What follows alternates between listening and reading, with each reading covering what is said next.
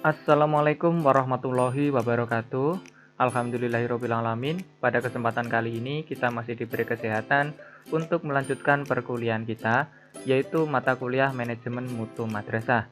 Kali ini kita akan membahas tentang strategi promosi dan komunikasi jasa sekolah. Baiklah, sebelum kita bahas lebih lanjut materi kita kali ini, kita ketahui dulu agenda pembahasan kita pada kali ini, yaitu yang pertama pengertian program komunikasi jasa pendidikan. Kemudian yang kedua alternatif teknik komunikasi jasa pendidikan. Yang ketiga yaitu desain promosi jasa sekolah. Dan yang keempat yaitu publikasi pemasaran jasa sekolah. Dan yang terakhir atau yang kelima yaitu periklanan jasa sekolah.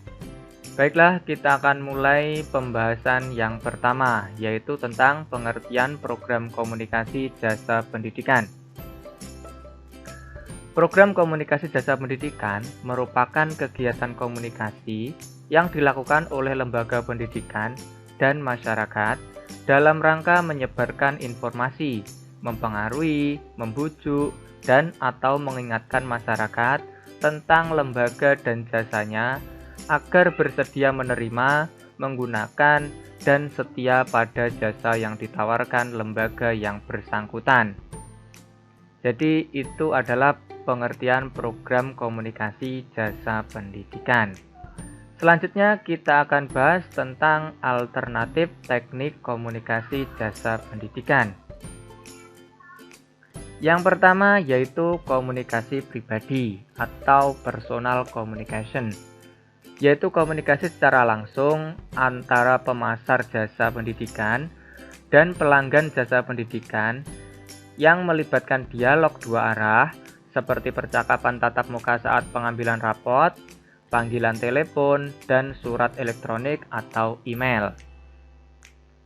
Kemudian alternatif teknik komunikasi yang kedua yaitu periklanan atau advertising, yaitu bentuk-bentuk komunikasi bukan pribadi yang dilakukan pemasar jasa pendidikan dengan tujuan menginformasikan, mengedukasi, atau membujuk masyarakat dengan cara siaran radio, materi tercetak, internet, papan reklame, dan surat secara langsung.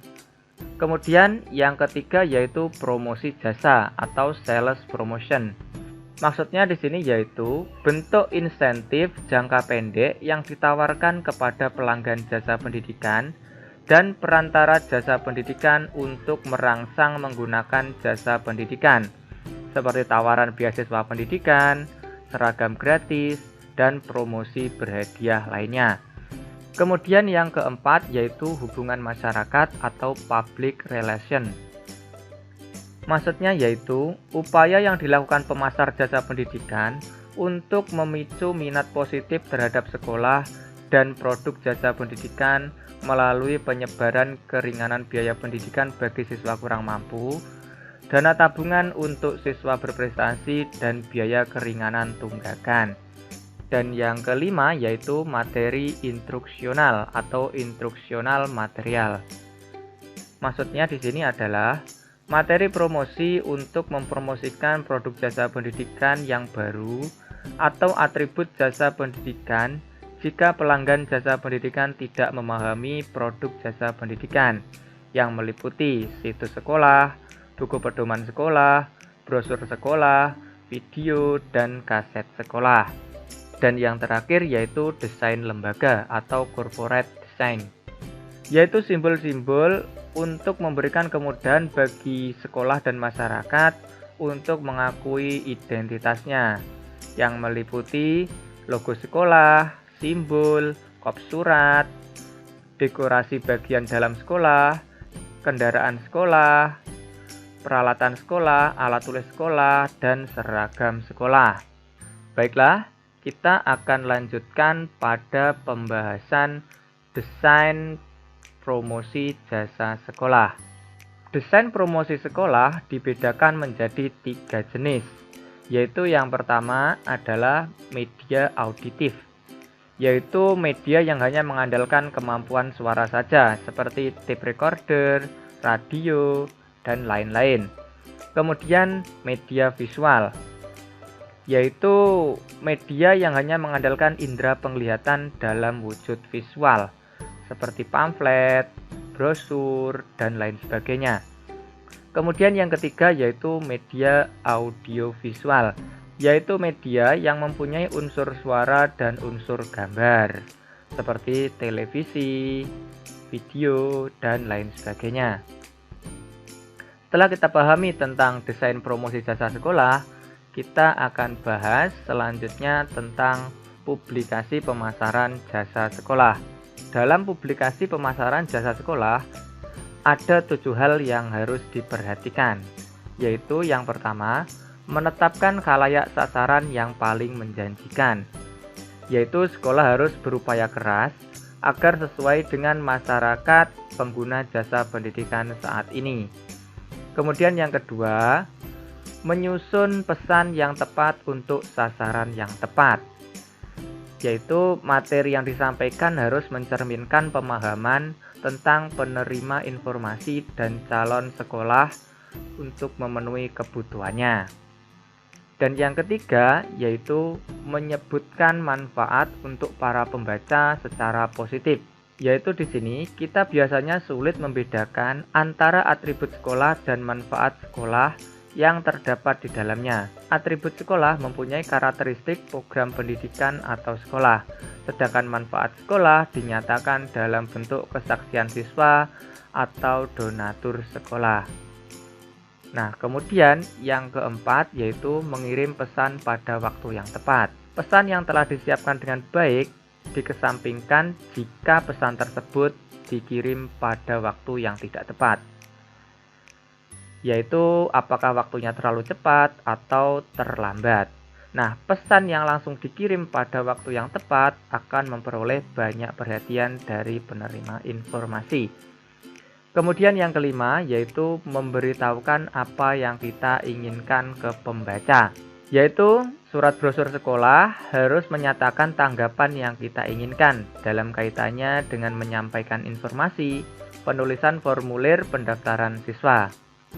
Dan yang keenam yaitu merencanakan surat tindak lanjut atau hubungan yang lain. Di sini karyawan sekolah bagian pendaftaran dapat merencanakan penggantian publikasi untuk dikirimkan kepada orang yang meminta informasi dalam bentuk brosur tentang minat siswa, informasi mengenai bantuan keuangan sekolah, buku tinjauan sekolah, materi pendaftaran siswa, undangan ke sekolah, dan menggunakan telepon melalui karyawan sekolah bagian pendaftaran.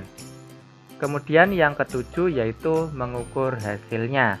Hanya dengan memelihara catatan tentang tingkat tanggapan, sekolah dapat membuat daftar dan materi publikasi yang paling efektif.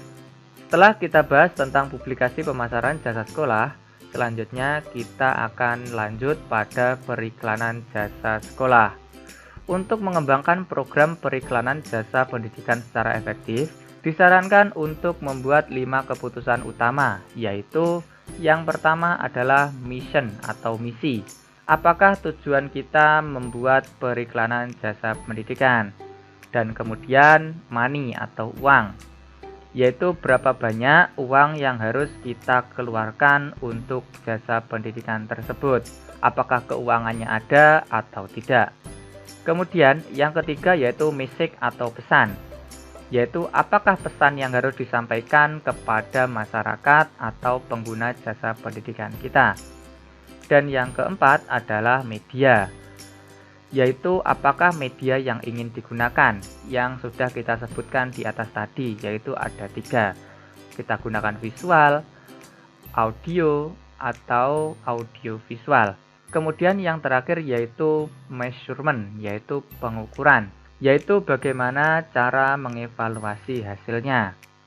Dengan berakhirnya pembahasan tentang periklanan jasa sekolah kali ini, maka berakhir pula pembahasan kita kali ini. Terima kasih telah menyimak penjelasan ini dari awal hingga akhir. Semoga pandemi COVID-19 segera berakhir dari negara kita. Jika ada masukan, tanggapan maupun saran, silakan tuliskan di kolom komentar. Semoga bermanfaat. Dari saya kurang lebihnya mohon maaf. Wassalamualaikum warahmatullahi wabarakatuh.